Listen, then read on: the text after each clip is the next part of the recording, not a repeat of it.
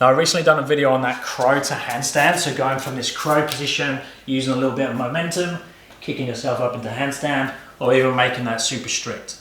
A good progression from there is to go more towards that 90-degree concentric movement, so open yourself up into more of a peacock position, and then going up to handstand from there, and that's what I'm going to cover today.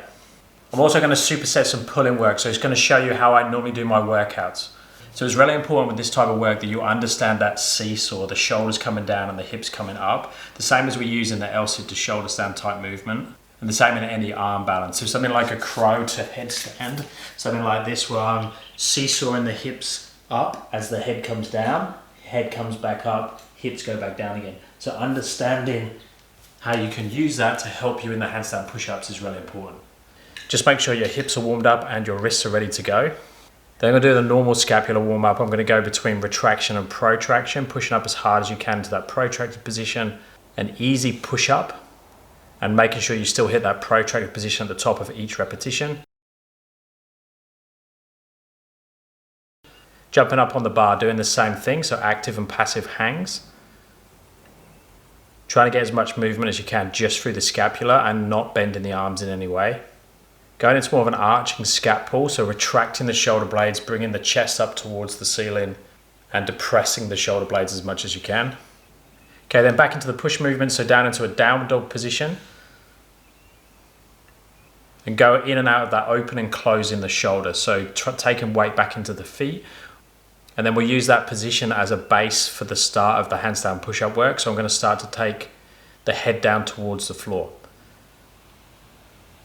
So do reps of these if they're easy. If they're not easy, just go partial range. So go like halfway down, back up again. But try and get that opening, closing of the shoulder. So close the shoulder, take the weight forwards into the hands, then bend the arms, take the head towards the floor and back up again. Then just standard chin-ups on the bar. Get as close as you can to chest towards the bar, trying to open the chest up as you come up. If these are too hard, you could just do a row version. Okay, then we're going to play with taking the shoulders beyond the hands. Now it's warming the shoulders up beyond the hands. So I'm going to go into a bent arm position. I'm going to take the shoulders as far forwards as I can, pushing the elbows in towards the side. So I've externally rotated the hands, which makes it easier to bring the elbows in and put you in a stronger position. And then I'm just going to push the shoulders as far forwards as I can. And then to make it harder, I'm lifting up onto the knees as I open up deeper and deeper into the position.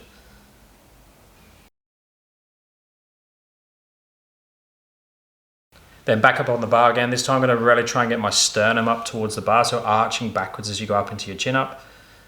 Now in this workout, the pulling movements are secondary, so I'm starting with the push movement and then going as a superset to the pulling movement and not going too intense, so around the 3 to 5 repetitions of an easier movement.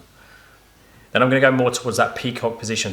Now I'm going to try and get the legs to come up off the floor. Now to do that, I need to take the hips closer towards the hands, and I'm going to bend the knees, which makes it easier. So it shortens the lever arm that's hanging out towards the back. So again, I'm going to take the shoulders as far forward as I can with bent arms, and then seesaw the head and shoulders down as I take the hips and the feet up towards the ceiling and come back down again. So you're just like tipping the body forwards and backwards, up and down, and just feeling that balance point and create a little bit of momentum to go higher. And I can play around with the leg position. I can bend the knees more, or I can straighten the legs more and see how that affects the position. Now these movements are slightly easier if you elevate the hands, so it just creates a little bit more space and allows you to take your head down below the hands slightly, which doesn't demand so much forward lean, so much planche in the movement. So if you struggle with it, raise the hands up on some yoga blocks or a box. Just obviously if you're going to use a box, just have an exit strategy if you do go over. Then another set of chin-ups. And then we want to warm the handstand up. So if you don't have a freestanding handstand, we can do some eccentric reps up against the wall. So just standard eccentric handstand push-ups. But ideally you'll kick into a handstand and then see if you can lower down. You'll go into a bent leg position as you come down. Just see if you can finish in that peacocky position or bent arm planche position where you're trying to get the elbows towards the side and take the shoulders as far forwards as you can as you bring the hips down. So you still get that seesaw effect as you lower down. And again, this can be done on the box, but obviously the prerequisite is to be able to handstand up on the box, but lowering down in the same way so you get that seesaw effect, bring the knees in to make it slightly easier. Now to add some transition or some different variation to the pulling movement, I'm going to do an ice cream maker. So I'm going to take the chest up towards the bar, and then as I move through to that front lever position, I'm going to bring my knees to my chest and then just go between the two movements. Trying to get the chest towards the bar as I come back into that top of the chin up position, but keep the knees bent, and then back to the front lever position. This is slightly easier with an underhand grip, so a chin up is slightly easier than a pull up for most people, or you could do this on the rings, which is easier again. Now we're going to do a full concentric. I'm going to try and go from that bottom position all the way up to handstand. I'm going to use quite a bit of momentum with this, and this is where it's very similar to that crow to handstand.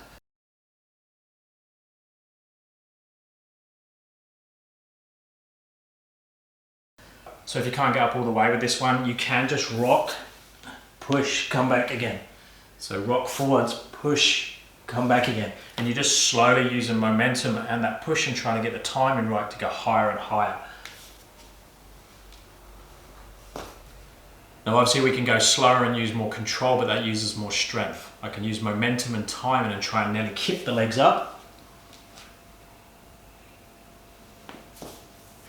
which is a little bit easier, but then what we want to do is just try and fine tune that and slowly reduce the amount of momentum and kip we're using to make it stricter and stricter. Same back up on the bar, you could just do normal chin ups, or you could go with those ice cream makers, either reverse grip, neutral grip, or overhand grip.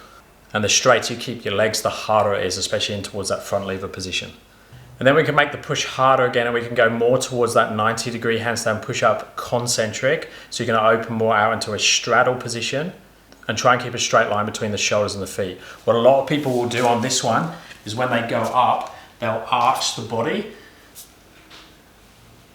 So from this position, they arch the body up and then push up that way. Now that can, for a lot of people, will make them fall over because the body is arching up as it comes up. And if you do more repetitions, you tend to have a collapsing body line. So ideally you want to try and keep that one piece so you're going up and down all the time. Now if you want to practice that seesaw effect, especially if you don't quite have the up concentric movement, you could go into that straddle peacock position and then just try and seesaw the body. Now this again is much easier if your hands are elevated,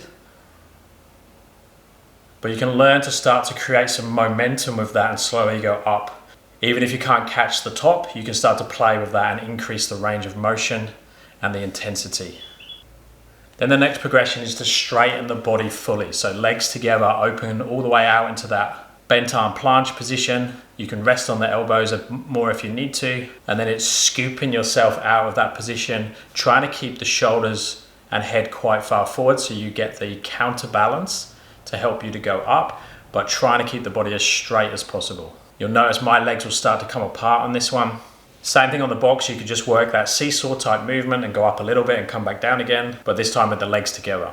And then the hardest version of this is like a dead press, so keeping the legs together, you actually lay on the floor first and then push out of that dead position. So there's like a dead weight on the floor, like a deadlift, and then you lift your body out of that up into the handstand.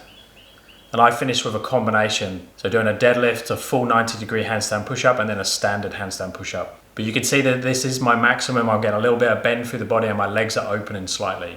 Let me know down in the comments if you have any questions on that handstand push-up variation we covered today, or if you have any other questions you'd like me to cover in my future videos. Thumbs up and subscribe would be appreciated, and I'll speak to you next time. Thanks guys.